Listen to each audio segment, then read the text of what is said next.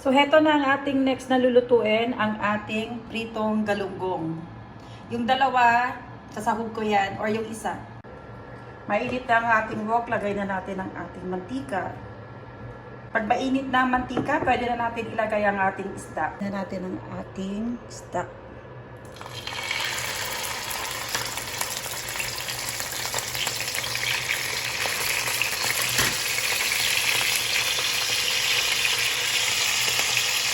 O, sa mga hindi marunong magprito dyan, yan po yung procedure. Napakadali, di ba? Ganyan lang magprito. Kung nagpiprito ako, ihahanda ko na rin yung ating next na lulutuin, which is yung dinengdeng. So, ito po yung ating ingredient sa ating dinengdeng. Ayan ang ating mushroom. Mahal nito, 70 per kilo. Pero kumuha lang ako ng 10 real. Mushroom, ang ating string beans or sitaw, kalabasa, at ang ating ampalaya. Ito na ang ating pritong galunggong. Yung isa dyan, isasahog ko po yan sa aking dinengdeng. So, tara na sa next na recipe na aking lulutuin, which is dinengdeng. Yan na po ang ating gulay, nagayat-gayat na. Ang ating ampalaya, kalabasa, sitaw, at ang ating mushroom. Dinengdeng po yan. With pritong isda. Isa lang yan kasi ako lang naman ang kakain. O, diba? Para may extra na pampasarap sa ating dinengdeng. Ito na ang ating last na lulutuin. Ang ating dinengdeng with sabaw na pritong isda. Mainit na ang ating kasirola. Lagay na natin ng tubig.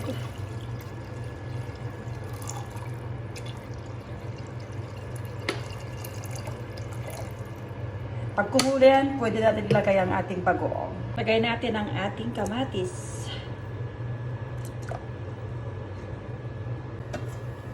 Medyo nakulo na ng bahagya.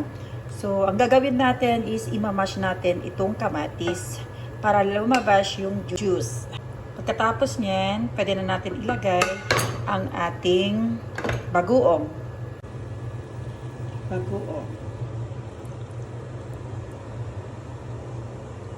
Kaya lang natin kumulo niyan at pwede natin ilagay ang ating mga gulay. Alright. First, ang ating kalabasa.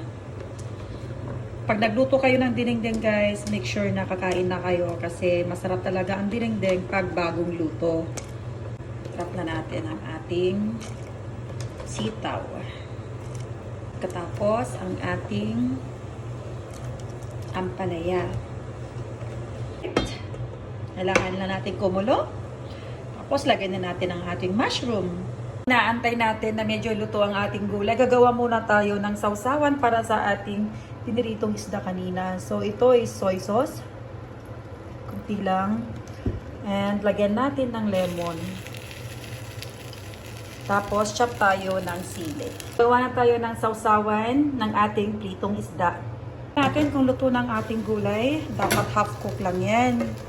Kasi hindi masarap pag tikman natin.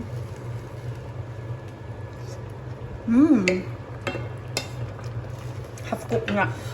Next, ang ating the one and only pritong galunggong. Siyempre, ang ating mushroom, lagay na natin. Kung titignan nyo, parang marami. Pero, pag naluto yan, kukunti lang yan, guys. Parang saluyot bang lang ba? Pag nagpaksiw kayo ng saluyot, tingin nyo marami. Pero pag naluto, kunti lang. Okay.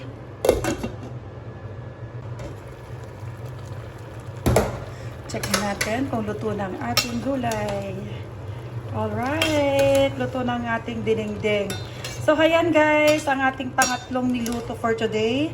Dinengdeng with pritong isda. Maraming salamat po and till next video.